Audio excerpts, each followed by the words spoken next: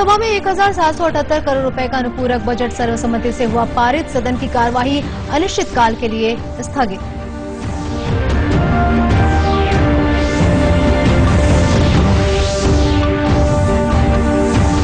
क्षेत्रीय प्रचार निदेशालय ने रायपुर में जीएसटी पर की आयोजित एक कार्यशाला।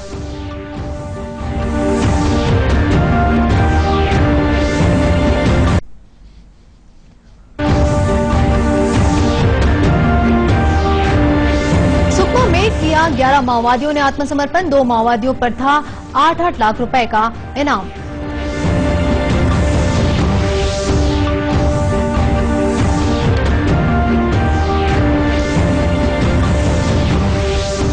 और महासमुंद के मेधावी कमलकांत चंद्राकर बने नासा की मौसम विज्ञान शोध टीम का हिस्सा।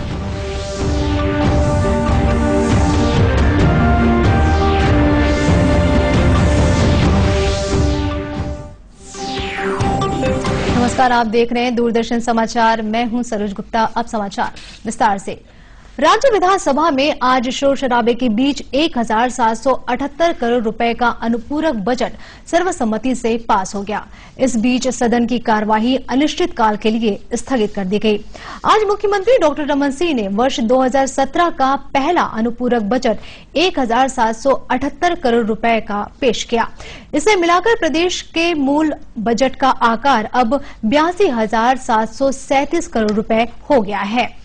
विधानसभा के बाहर पत्रकारों को जानकारी देते हुए मुख्यमंत्री ने कहा कि 2017 में आरबीआई ने छत्तीसगढ़ को बेहतर वित्तीय प्रबंधन वाला राज्य घोषित किया है, जो प्रदेश की सबसे बड़ी उपलब्धि है। 1778 करोड़ प्रथम अनुपूरक को शामिल करते हुए बजट का साइज 82,737 करोड़, जिसमें पूंजीगत व्यय 740 करोड़ यानी करीब 42%, राजस्व 1032 करोड़।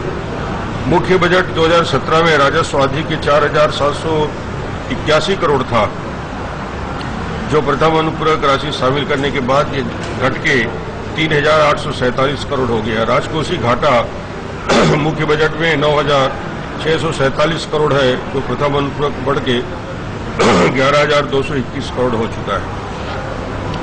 इसका जो मूल बजट को जब हम तुलना करते हैं देश के अन्य किसी बजट से और अनुपूरक को, तो आरबीआई ने जो छत्तीसगढ़ को 2017 की रिपोर्ट प्रस्तुत की थी, देश में सबसे बेहतर वित्तीय प्रबंधन वर्ष 2017 के लिए छत्तीसगढ़ को रिजर्व बैंक ऑफ इंडिया ने घोषित किया था। ये छत्तीसगढ़ की उपलब्धि है। इस अनुपूरक बजट से मनरेगा टिफिन वितरण योजना जैसी कई योजनाओं को पूरा किया जाएगा। डॉक्टर सिंह ने ऋणों के ब्याज के भुगतान का जिक्र करते हुए कहा कि बेहतर वित्तीय प्रबंधन से छत्तीसगढ़ इस मामले में भी सर्वश्रेष्ठ है। ब्याज में भुगतान, जो हम कर्ज लेते हैं उसका ब्याज का भुगतान हम कैसे करते हैं, ये बहुत महत्वपूर्ण विषय रहता है। और कर्ज के भुगतान में भी छत्तीसगढ़, जो हमारा कुल राजस्व होता है उसका 4.6%, और जबकि अन्य राज्यों में 4.6% छत्तीसगढ़ के अगेंस्ट में एवरेज 11.4% है। यानी देश में ऋणों के जो ब्याज का भुगतान होता है उसमें हम देश में सर्वश्रेष्ठ है। विपक्ष के शोर शराबे के बीच सदन में अनुपूरक बजट को ध्वनिमत से पारित कर दिया। सूचना और प्रसारण मंत्रालय के क्षेत्रीय प्रचार निदेशालय डीएफपी की ओर से विभागीय अधिकारियों और कर्मचारियों को वस्तु और सेवा कर जीएसटी की बारीकियों से अवगत कराने के लिए आज रायपुर में एक कार्यशाला का आयोजन किया गया। डीएफपी की अपर महानिदेशक मोनीदीपा मुखर्जी ने बताया कि इस कार्यशाला के बाद विभागीय अधिकारी जीएसटी के फायदों को अधिक प्रभावी ढंग से आम जनता और व्यापारियों तक पहुंचा सकेंगे। साथ ही जीएसटी से जुड़ी लोगों की शंकाओं का समाधान करने में भी उन्हें मदद मिलेगी। कार्यशाला में वस्तु और सेवा कर प्रधान आयुक्त कार्यालय के अधीक्षक एसएल देवांगन ने विषय विशेषज्ञ वक्ता के रूप में संबोधन और प्रस्तुतिकरण दिया। सुकमा में सुरक्षा बलों के माओवादियों पर बढ़ रहे दबाव के चलते 11 माओवादियों ने आत्मसमर्पण कर दिया, जिसमें 2 माओवादी पर 8-8 लाख रुपए के इनाम हैं। सुकमा जिले के पुलिस अधीक्षक अभिषेक मीणा ने जानकारी देते हुए बताया कि आत्मसमर्पण करने वाले माओवादियों में 2 ऐसे भी हैं जिन पर 8-8 लाख रुपए का इनाम है। उन्होंने बताया कि माओवादियों ने अपने संगठन से परेशान होकर तथा शासन की नीतियों से प्रभावित होकर आत्मसमर्पण का रास्ता अपनाया और ये उनके काम को छोड़कर पुलिस के दबाव में इन्होंने हमारे पास में सरेंडर किया है। इन सभी सरेंडर नक्सलियों को जो भी शासन की सुविधाएं हैं वो प्रोवाइड की जा रही हैं। इनको हम कोशिश कर रहे हैं कि पुलिस में या फिर प्रशासन में कोई ना कोई नौकरी भी दी जाए ताकि रिहेबिलिटेशन का इनका काम पूरा हो सके। आत्मसमर्पण करने वाले इन माओवादियों को राज्य शासन की पुनर्वास नीति के तहत सुविधाएं दी जाएंगी। खबरों का सिलसिला आगे भी जारी रहेगा। फिलहाल वक्त है एक छोटे से ब्रेक का।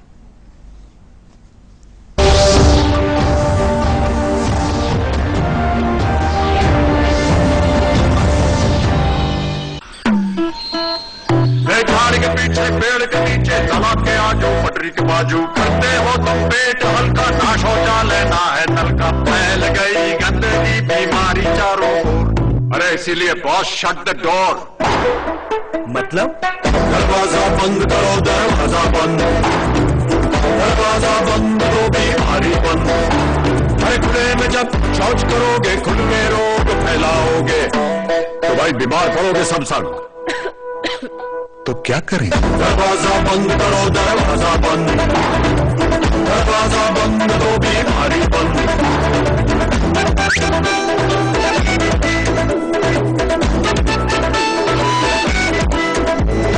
बात समझ में आई तो ही लाओ अपनी मुंडी। शौच करना है तो बंद करो भाई कुंडी। शौचालय का उपयोग कीजिए और भारत को स्वच्छ बनाइए। दरवाजा बंद, दरवाजा बंद, दरवाजा बंद। क्यों भाई साहब कहाँ चले? कब से चिल्ला रहे हैं दरवाजा बंद, दरवाजा बंद, दरवाजा बंद। सुनाइए इधर, आप इधर आइए, इधर घुसिए, अंदर चलिए। हाँ? अरे खुले में शौच जाइएगा तो बीमारी खुल के फैलेगी। दरवाजा बंद तो बीमारी बंद। ठीक कह रहे हैं ना? शौचालय का उपयोग कीजिए और भारत को स्वच्छ बनाइए। साबुन से हाथ धो लीजिएगा।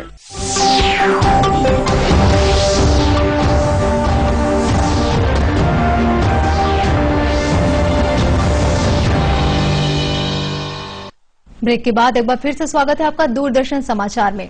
अब देखिए 3 मिनट 10 खबरें।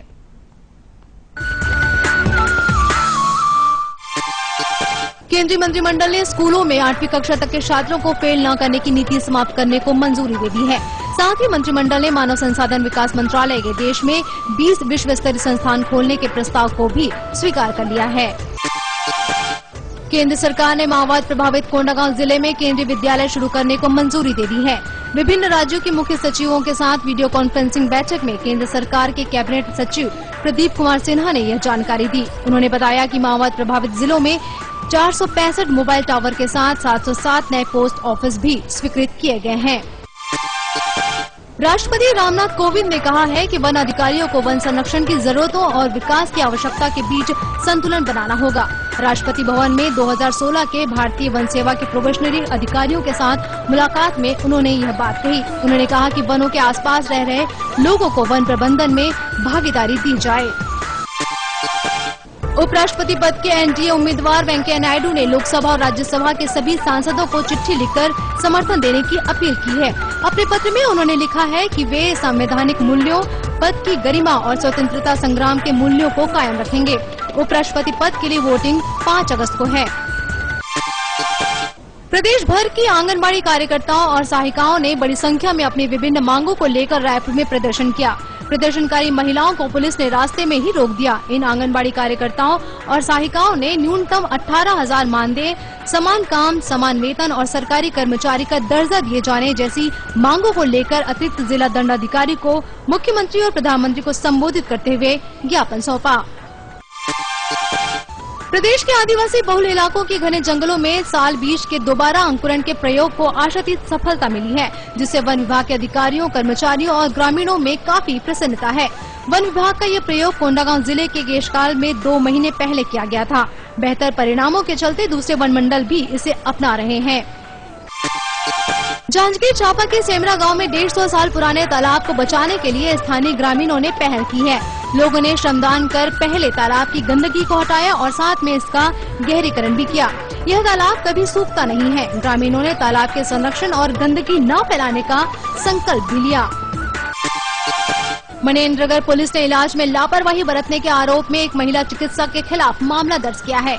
आरोप है कि इस महिला चिकित्सक के इलाज से प्रसव के दौरान मनेन्द्रगढ़ के एक निजी नर्सिंग होम में 2 ग्रामीण महिलाओं की मौत हो गई थी। मृतक के पति की शिकायत पर पुलिस ने मामला दर्ज कर आगे की कार्रवाई शुरू कर दी। इस साल के राजीव गांधी खेल रत्न और अर्जुन पुरस्कारों की घोषणा कर दी गई है। भारतीय हॉकी टीम के पूर्व कप्तान सरदार सिंह और रियो पैरा ओलंपिक में भाला फेंक में स्वर्ण पदक जीतने वाले खिलाड़ी देवेंद्र झाझरिया को संयुक्त रूप से खेल रत्न पुरस्कार दिया गया है। इस वर्ष 17 खिलाड़ियों को अर्जुन पुरस्कार दिया जाएगा। आज राष्ट्रकवि मैथिली शरण गुप्त की जयंती पर मुख्यमंत्री डॉक्टर रमन सिंह ने जनता को हार्दिक बधाई और शुभकामनाएं दी हैं। पद्म विभूषण और पद्म भूषण सम्मानों से अलंकृत राष्ट्रकवि ने भारत भारती जैसे काव्य ग्रंथ की रचना कर स्वतंत्रता आंदोलन में राष्ट्रीय चेतना जागृत कर सार्थक प्रयास किया।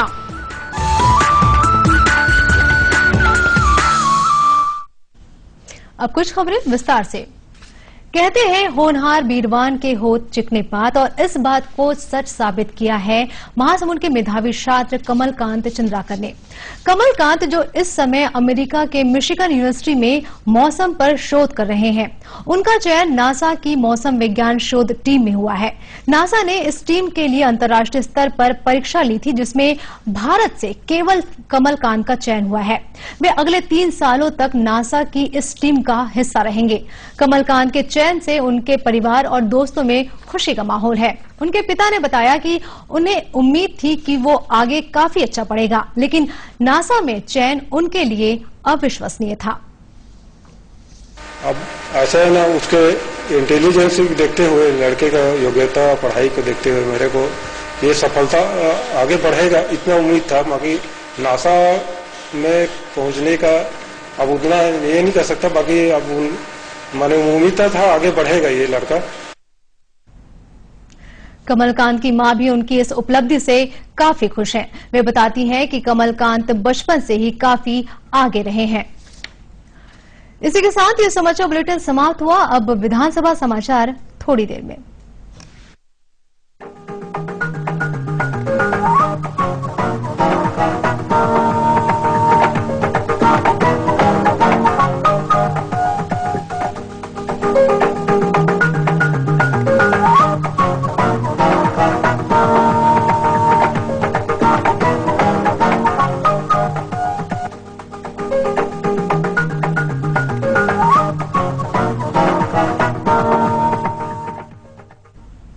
राज्य विधानसभा का मानसून सत्र आज तीसरे दिन ही खत्म हो गया।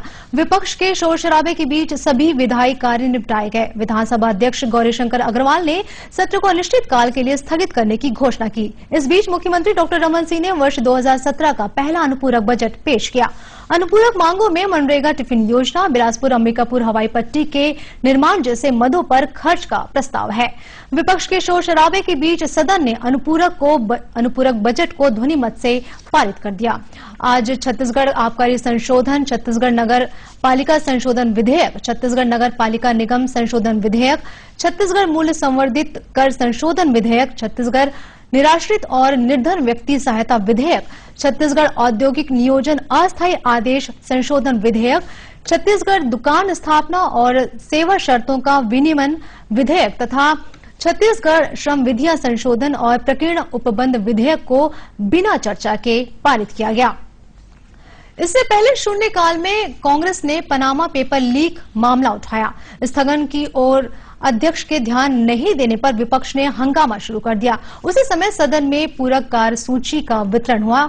उसमें सभी सरकारी कामों का जिक्र देखकर विपक्ष ने आरोप लगाया कि लग रहा है सरकार सत्र आज ही खत्म कर देगी।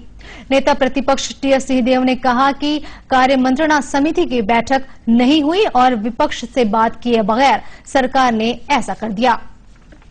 कांग्रेस के भूपेश बघेल ने फिर से पनामा पेपर लीक का मामला उठाया और विपक्षी विधायक नारेबाजी करते हुए गर्भगृह में पहुंच गए, जिससे वे नियमानुसार स्वमेव निलंबित हो गए। इसके बाद भी विपक्षी विधायक सदन छोड़कर नहीं गए और नारेबाजी करते रहे। तब अध्यक्ष ने सदन की कार्रवाई 10 मिनट के लिए स्थगित कर दी। बसपा विधायक केशव चंद्रा ने जांजगीर चांपा जिले में खाद और अलग अलग मूल्यों की ओर सरकार का ध्यान आकर्षित कराया।